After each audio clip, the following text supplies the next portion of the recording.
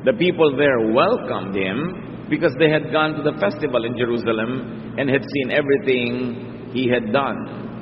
Isang kinilala ng Panginoong Hesus yung katotohanan na bihira ang mga tunay na lingkod ng Diyos na kinikilala sa kanyang sariling pamilya, sa kanyang sariling bayan. Pero ngayon, pagpasok niya sa Galilea, na kanyang home region, siya ay malugod na tinanggap ng mga tao. Dahil sariwa pa sa kanilang gunita, yung mga ginawa niya sa Jerusalem. This time, Jesus was welcomed and honored in His own region. And when Jesus is welcomed and honored, expect results. Expect miracles. Verses 46 to 47. While Jesus was in Galilee, He returned to the village of Cana, where He had turned the water into wine. There was an official in Capernaum whose son was sick. And when the man heard that Jesus had come from Judea, he went and begged him to keep his son from dying. Magugunita natin, ang unang miracle ng Panginoon ay doon sa bayan ng Cana, kung saan ang ordinaryong tubig ay ginawa niyang masarap at primera klaseng alak. At sa pagpunta niya roon ay mayroong isang opisyal ng bayan na lumapit sa kanya, ang lalaking ito, sapagkat nag-aagaw buhay ang anak. At ipinakiusap niya sa Panginoong Hesus na huwag hayaang mamatay ang kanyang anak. The people in Cana must have heard of the wine miracle because the servants knew about the miracle. And so kumalat na ang balita tungkol sa Panginoon at dumami ang naniwala sa kanya sa konting nabalitaan nila na nagpalipat-lipat na rin naman ang mga bibig at hindi naman nila talagang nakita ng sariling mata nila. At isa na dito ang isang pinuno ng bayan. This official begs Jesus. Immediately, what strikes us is that one of the ministries of a father is that a father intercedes. Hindi mother yung nag-intercede dito, bagamat mothers are intercessors. Pero nangungunang pangunahin ng mga ama na tungkulin at pribilehiyo ang mamagitan sa kanilang mga anak at sa Diyos, ilapit sa Diyos ang pangangailangan ng kanilang mga anak. So itong nagpakumbaba na mataas na opisyal ng bayan para sa kapakanan ng kanyang anak na nag-aagaw buhay. Verse 48, Jesus told the official, "You won't have faith unless you see miracles and wonders." Dito ay binigyang puwang ng Panginoon yung katotohanan na ang mga tao ay lalong tumitibay ang pananalig kung makakita ng mga himala at mga patotoo sa kapangyarihan ng Diyos. Verse 49, the man replied, "Lord, please come before my son dies." Nagmamadali ang lalaking ito sapagkat alam niya na konting oras na lang ang natitira sa kanyang anak. Dahil nag-aagaw buhay, malala ang sakit. Sabi niya, pakiusap po, puntahan niyo ang anak ko, hali kayo, bago siya malagutan ng hininga. There was haste in his mission. Nagmamadali dahil kalaban ay oras. Verse 50, then Jesus said, "Your son will live. Go on home to him." The man believed Jesus and started back home. A very loaded sentence. Pinagkaloob ng Panginoon ang kanyang hiling. Sabi niya, mabubuhay ang iyong anak. Hindi siya mamamatay. Umuwi ka na at uwian mo na, puntahan mo na ang iyong anak. Nanalig ang lalaki at umuwi na nga. Nanalig siya at kasunod ng pananalig sa salita ni Jesus, umuwi na siya. Hindi na niya ipinagpilitan na isama si Jesus. Salita pa lang ni Jesus, naniwala na siya. At dahil may paniniwala, may kasunod na action, umuwi na siya. So Jesus speaks and releases blessings to the patient and of course to the entire family. The man believes and acts on that belief. Verses 51 to 53. Some of the official servants met him along the road and told him, "Your son is better." He asked them when the boy got better, and they answered, "The fever left him yesterday at 1 o'clock." The boy's father realized that at 1 o'clock the day before, Jesus had told him, "Your son will live." So the man and everyone in his family put their faith in Jesus. Habang papauwi na ang lalaking ito, ay nasalubong niya at sinalubong siya ng kanyang mga tauhan. At sinabi niyang, bumuti na po ang pakiramdam ng inyong anak. At kanya itinanong, anong oras na iba? Kasi napakataas ng lagnat. When was the fever broken? Kailan tumigil ang lagnat at nagsimula siyang maging normal? At sabi ng mga tauhan, alauna po kahapon. Marahil ay alauna ng hapon ang pinag-uusapan. Pero 24 hours na yung lumipas, so ganun palang kalayo ang nilakad nitong tatay na to para pumunta kay Jesus. Kasi kausap niya si Lord, nung tinanong niya yung mga tauhan, kailan kahapon pa? 1 o'clock pa the day before. Ang haba-haba na ng oras na lumipas sa kanyang paglalakad. At sabi niya, yan ang sabi ni Jesus, your son will live. So ang taong ito at ang sa kanyang sambahayan ay lalo pang nanalig kay Jesus. At maaaring yung mga hindi pa nagsisimulang manalig ay nagsimula na. There was distance. The man walked a long way and he wasn't even home yet when he talked to his household staff. So the power of Jesus is timely and it transcends space. Hindi na siya kailangan lumapit. Hindi na kailangan physically hawakan pa niya yung pasyente. Sinabi lang niya at naganap. At naganap sa pinakatamang oras. Maaring kung nahuli pa siya ng ilang minuto yung lalaking ito sa paglapit sa Panginoon ay baka naging huli na ang lahat. We must observe that the Father believed in Jesus out of the little knowledge that he had of him. Konti lang naman ang alam ng lalaking ito tungkol kay Jesus dahil una, hindi pa naman nakasulat ang New Testament para siya may mabasa tulad natin.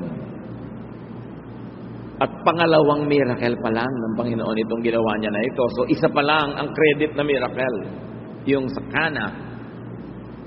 At wala namang masyadong maraming eyewitnesses doon except yung mga katulong na naglagay ng tubig doon sa mga banga na naging alak.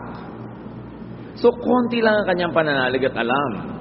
Pero sa konting ito, ang dami nang nangyari. Believe in Jesus out of the little that you know of Him. Tulad natin mga kapatid, gaano karami ba talagang alam natin tungkol kay Jesus? Kung alaman natin lahat, 100% ang nakasulat sa New Testament, eh hindi naman lahat ng ginawa niya sinabi at lahat ng tungkol sa Kanya nasulat. So kahit malaman mo lahat yung nakasulat, konti pa rin ang alam mo. And yet, hindi naman natin alam lahat yung nakasulat. Kubisan yung alam natin, medyo baloktot pa, medyo nakatagilid pa yung theology no, yung interpretation. So, konti lang talaga alam natin. What you know is little. But that little becomes much with Jesus. Isang napakahalagang lesson na matututunan natin dito, yung konti nating alam, yung konti nating pananalig, patuloy nating palaguin sa pamamagitan ng paniniwala pa, pagsunod kay Jesus, at siya ay dumadami. The Father operationalized His faith and interceded. Out of the little knowledge that He had of Jesus and out of the still little faith that He had, He traveled a long way and interceded for His Son's recovery. So, put your faith to work. Hindi sapat na nananalig, kailangan kumikilos ayon sa pananalig na yon. Kaya ang lalaking ito ay nagkaroon ng bunga ang kanyang pananalig kasi kumilos siya. Hindi lang siya umupo, hindi lang siya tumunganga. Hindi sapat na naniniwala. May ginagawa ka dahil naniniwala ka. And in that case, he interceded.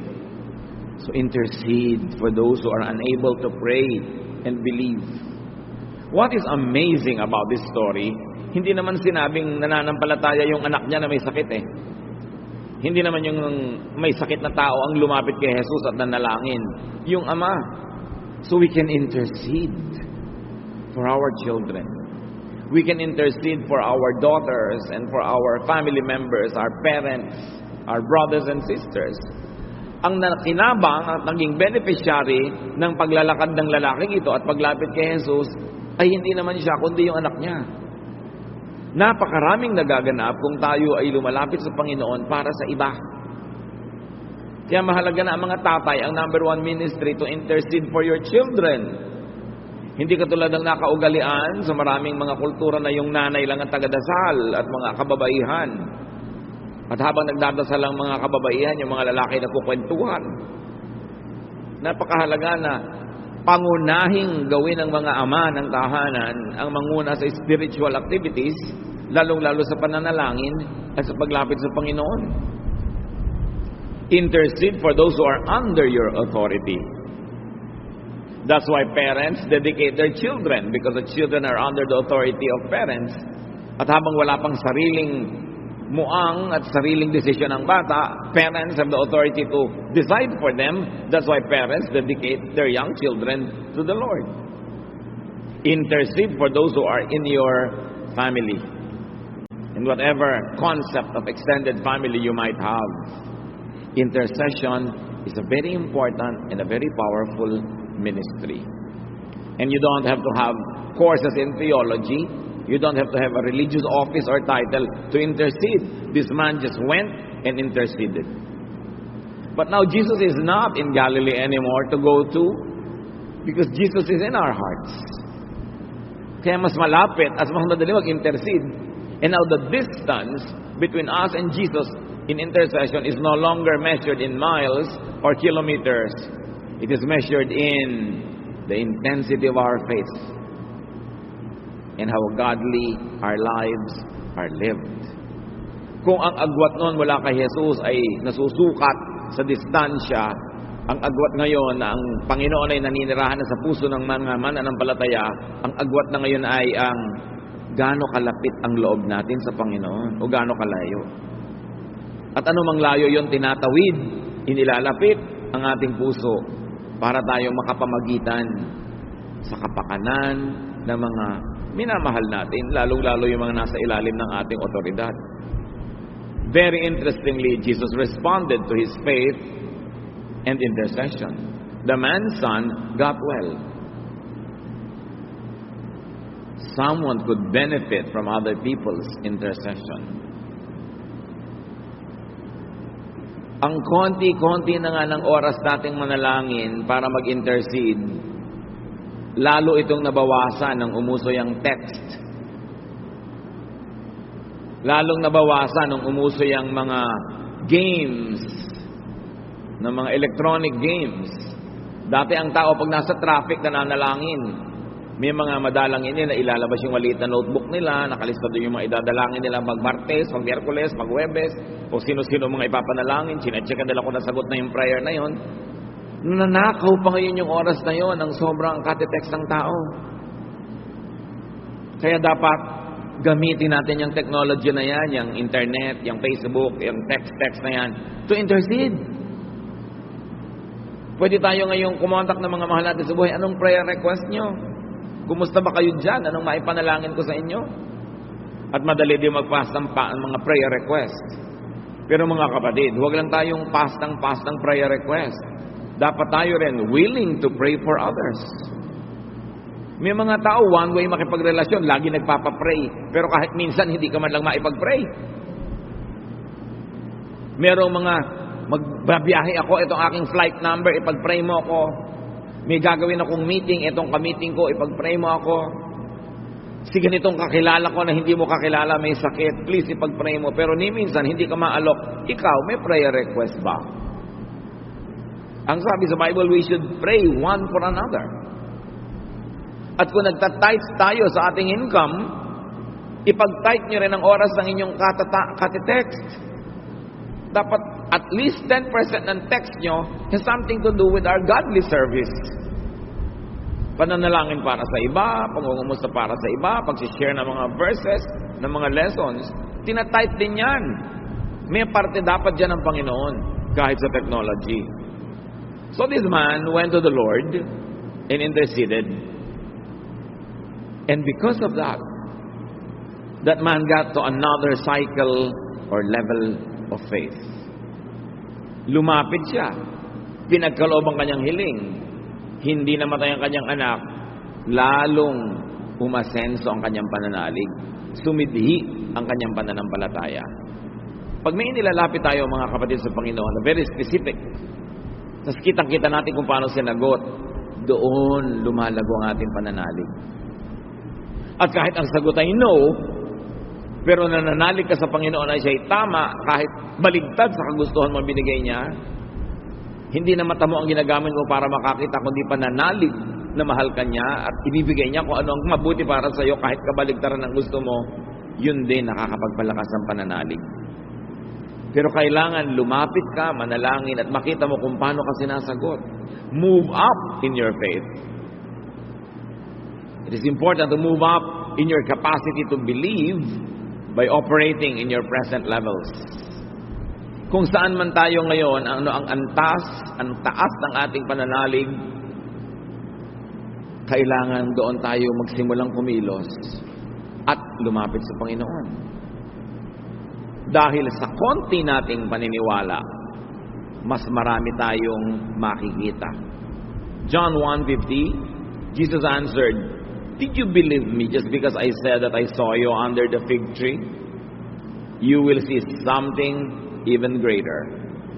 Here, there was a man who did not want to believe in Jesus initially dahil sa tingin niya wala namang mabuting pwedeng manggaling sa Nazareth. Pero sabi sa kanya ng Panginoon, kitang-kita nga kita noong pa man na nando ka sa lilim ng puno ng igos. Wala namang nakakita sa taong ito dahil isa siya. Sabi niya, "Oh, I believe in you. You are the Son of God. You are the Christ." At sabi ni Lord, dahil ang sinabi ko na nakita kita kanina sa lilim ng puno, naniwala ka, marami ka pang makikitang higit dyan. Dahil naniwala na siya, mas marami pa siyang mapapaniwalaan. Pero pag pinaliit mo ang iyong pananalig, lalong liliit ang pwede mong makita later. Ganon yun You should start a cycle that grows, not a cycle that retrogresses. Those who believe will see more, will believe more, and therefore will accomplish more. So kung ano man ang ating pananalig mga kapatid, ulit-ulitin natin yan na put it to work. Nananalig ka that the Lord heals, pray and put it to work. And then do what's practical. Kung practical na maggamutan, uminim nito, magpahinga, kumain nun, gawin yun. And watch the Lord at work.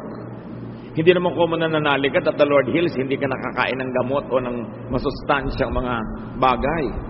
Dahil yun ang gagamitin ni Lord para kapagalingin. May pinapagaling without it, pero alam mo ba kung ano? So habang hindi mo sure kung paano ka papagalingin, do what is practical, do what is intelligent to do. At dahil gumaling ang pasyente, the official's family believed as well. So isang nanalig, isang nag-invest sa pananalig na yon. Anong investment niya? Naglakbay siya Umalis siya sa kanyang sariling tahanan. Hinarap niya yung hirap ng paglalakbay dahil naglalakad lang naman ang mga tao noon o kung mayaman, may sinasakayang hayop. Pero ganoon pa man, mahirap pa rin yun. At hindi lang yun. Lumayo siya sa piling ng anak niyang nag-aagaw buhay na dapat sana, bawat segundo, bawat minuto, nandun na lang siya dahil nga nag-aagaw buhay. Pero lumayo siya doon sa pananalig niya na maihahanap niya ng lunas kung mailapit sa Panginoon. May investment yung faith.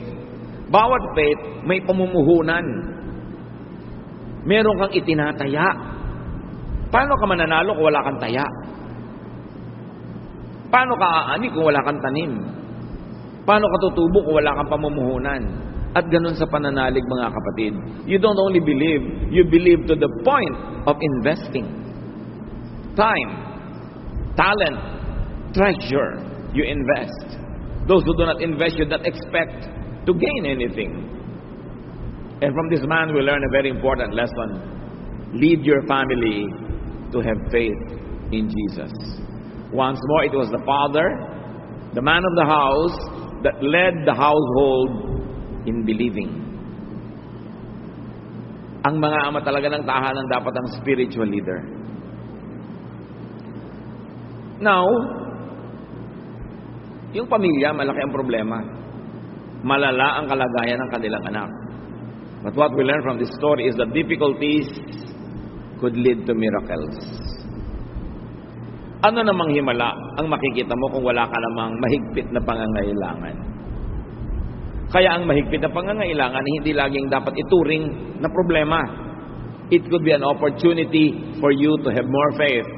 If only you would practice your faith and put it to work in facing the difficulty. Every difficulty could break us or could make us. Every difficulty could weaken your faith or strengthen it. So, use difficulties creatively, productively, to your advantage. Solve what you can and bring what you cannot to the Lord. Difficulties could lead to faith, or if you already have faith, to more faith. Mga anak ng Diyos, kung meron tayong hinaharap na problema, mabigat na kalagayan, isang pagsubok, ang sabihin mo, wow, merong opportunity ngayon ng Panginoon na patunayan sa akin kung sino siya. Meron akong opportunity na mas makilala ang Panginoon, pero una, magtitiwala ako, mag-i-invest ako. Tulad ng lalaki na yun, umalis siya sa kanyang bahay. Well, every single cell in his body probably told him not to leave the bedside of his dying son. But he left. And he worked hard. He invested.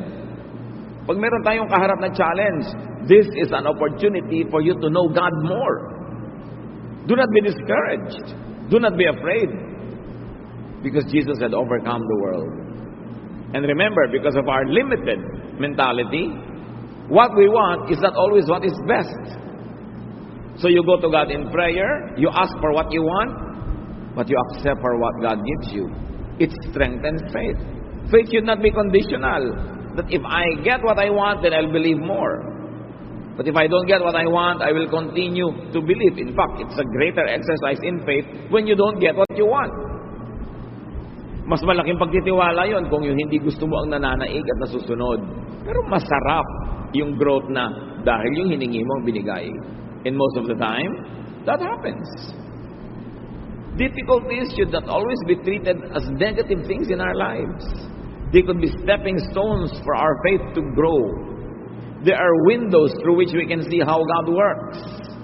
They are channels through which God can reach us in dramatic and powerful ways.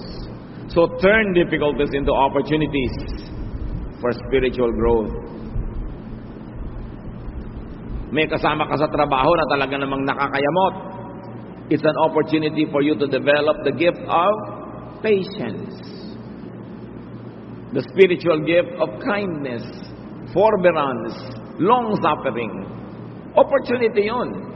Pero kung may nakakayamot na tao, tapos pinatulan mo, nakipag-away ka, that difficulty became a way for Satan to destroy you instead of you making it an opportunity for the Holy Spirit to develop your spirituality.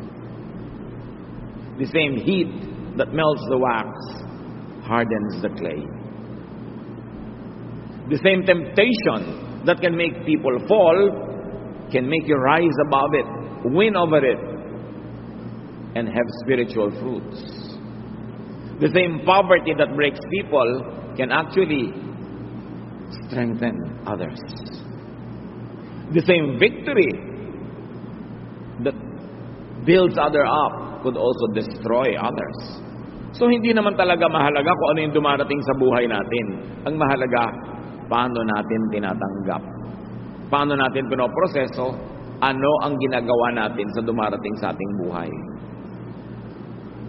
Kahit hangin na malakas, kung magaling ang kapitan ng barko, lalo niya mapapabilis ang biyahe ng barko niya dahil sa hangin.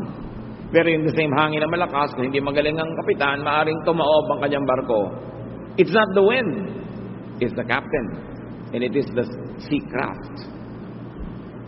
So yung dumarating sa buhay natin, pare-pareho naman eh. Dumarating sa ating mga kabiguan, dumarating sa ating mga tagumpay, yung lungkot.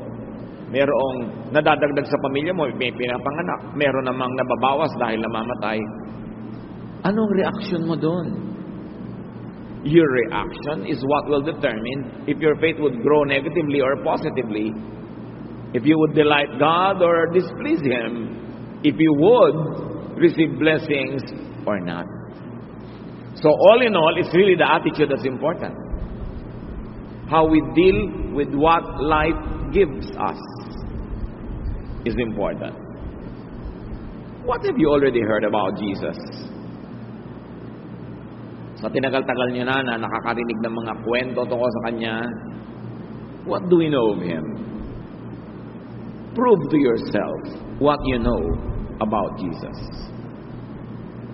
Alam natin na siya yung mabait. Prove to yourself kung paano yun and see how it operates. Alam natin na sinasabi ni Jesus, forgive others. Paano mo malalamang tama siya? Prove to yourself na tama siya by forgiving others. Sinabi niya, isa na lang ang ibinibigay ko sa inyong bagong utos, love one another. How will you know na tama siya? Practice it. Love people. Sabi ni Peter, ilang beses ko pong papatawarin ang aking kapatid na nagkakasala? 7 beses ba? Sabi ni Lord, 70 times 7. Na isang talinghaga na ibig sabihin walang katapusan. You know na yun ang turo ng Panginoon, magpatawad ng walang katapusan. How will you know that it is correct? Prove to yourself that it is correct by doing it. You've got to invest in your faith. You've got to operationalize the faith. Kailangang paandarin yung pananalig na nasa loob lang ng utak para magbunga ng dapat nitong maging bunga. Operationalize that faith. Put it in operation. Put your faith to work. Bring your faith to the point where you could clearly see results. Pag nagpe-pray, be specific. Para alam mo na sinagot, hindi napaka-general lang. Yung mga general, Lord, pasayahin niyo po ako. Hindi mo alam kung sinagot ka na or not. Be specific. The exciting thing about prayer when you're specific is you see very clearly the answer being given to you. And you know when it was given to you. Kaya sabi ng lalaki, kailan bumuti ang pakiramdam ng anak ko? Nung alauna po. Alam niya, sabi niya, yun din ang oras nakausap ko si Jesus. Sukat na sukat, alam na alam. Paano hindi lalakas ang pananalig mo kung ganun? At ang isa sa mga pinakamahalagang misyon ng buhay, mga kapatid, ay palakasin ang panalangin at palakasin ang pananalig. Because faith moves mountains, not bulldozers, not payloads, not machinery.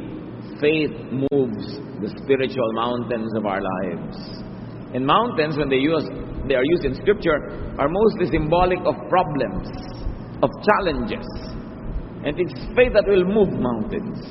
Kung meron tayong dapat i-develop faith, marami gustong i-develop yung kanilang katawan, nasa gym araw-araw.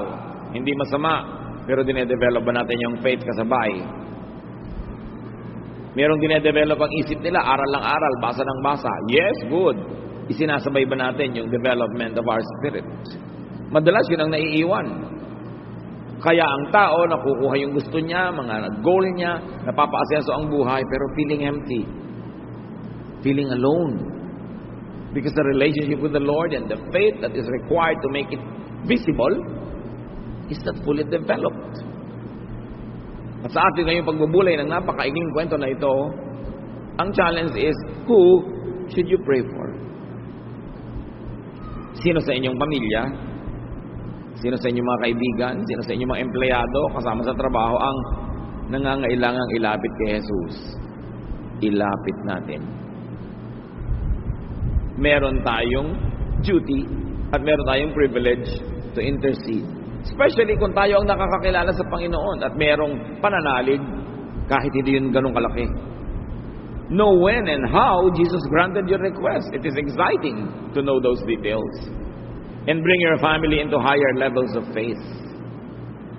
Hindi sapat na naniniwala, nag-church tuwing Sunday or Wednesday or Thursday or whatever. Kailan umaasenso, sumisidhi ang ating pananalig. Develop and practice faith that trusts. Ang tunay na pananalig, nagtitiwala.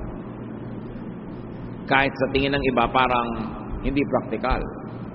Alam niyo yung napakatanda ng kwento na bata na nasa ledge, nasa balkonahe ng building, na nagliliyab, may sunog. At kailangan niyang tumalon, second floor lang naman.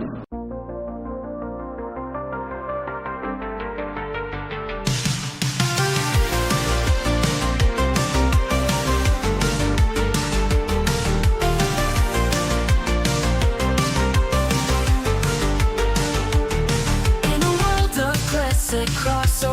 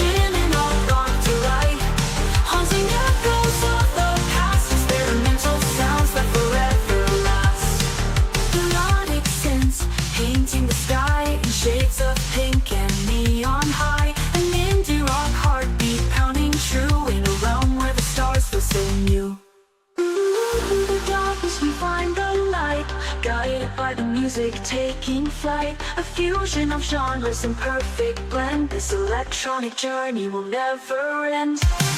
We ride the waves of the night, lost in an opera delight. Haunting echoes of the past, experimental sounds that forever last. Classic crossover and timeless groove, synth symphonies we shall move. Late female vocals in the distance call, indie rock hearts standing tall.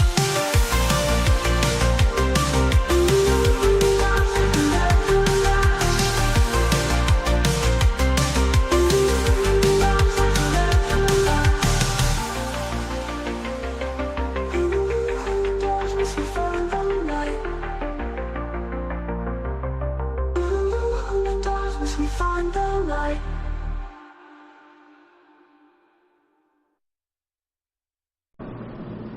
At merong isang matipunong lalaki sa baba na sabi, tumalon ka, sasaluhin kita. At merong isang payatot na lalaking sinabing, tumalon ka, sasaluhin kita. At yung bata doon sa payatot tumalon. Bakit? Yun ang tatay niya eh. May tiwala siya. So yung pagtitiwala, hindi laging kung ano yung practical sa tingin ng iba. Mahalaga you operationalize your faith. And when we put our faith in the Lord, we should jump off that ledge and let Him catch us. Meron kang investment. Tulad ng lalaki, umalis sa kanyang bahay para puntahan si Jesus. Meron kang gagawin na malalagay ka sa alanganin kung hindi mag-work si Jesus. Pero doon mo papatunayan na nag-work siya. But when you always play safe, you will never see God at work. Yung mga iba magpe-pray, Lord, gusto ko po nito, pero kung ayaw niyo po, wag na rin. Hindi naman talaga dahil nagtitiwala sa perfect will ni Lord, kundi hinahanda na yung sarili na mabigo. In other words, hindi expectant yung prayer. Yung, sana, pwede, pero kung wala, actually, hindi ko naman talaga ina-expect na ibibigay mo. Paano nga ibibigay? You've got to believe. Without faith, it is impossible to please Him. Ang sinasabi. Kaya napakalinaw na mamarahil mga kapatid na yung faith natin, ilagay mo yung sarili mo to the point na nakataya ka. Develop and practice faith that bets. Kahit hindi kayo nagsusugal, nakakakita kayo niya, nakakita kayo sa pelikula, magtataya ka para ka tumama o matalo. Hindi pwedeng nakatingin ka lang. And in our relationship with Jesus, kailangan tumaya. Hindi ka lang nanonood. Tataya ka para malaman mong tatama ka o hindi ka tatama. You've got to bet. You've got to invest. Kailangang mamuhunan o tumaya. Develop and practice faith that sees results. Hindi exciting yung pananalig na wala ka namang nakikitang bunga. Hindi exciting yung pananalig na habitual lang. Church ka lang ng church dahil habit mo na. Pero wala ka namang nakikitang nangyayari sa buhay mo. Wala ka nakikitang sagot sa iyong mga panalangin. Habit na lang. Develop faith that sees results. Because that is what Jesus promises. That if you have faith, you will see. Dear God, we thank you that it is possible to see through faith. At ang dalangin namin, Panginoon, ma-develop yung faith naming lahat to the point that we are willing na tumaya. Willing kaming sumunod sa sinasabi nyo kahit parang risky.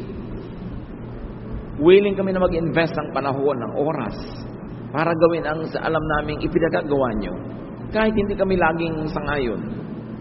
Willing kaming sumunod at mag-invest ng oras, ng lakas, maging ng aming mga kabuhayan sa tamang paraan ng pamumuhay na inyo itinuturo sa amin.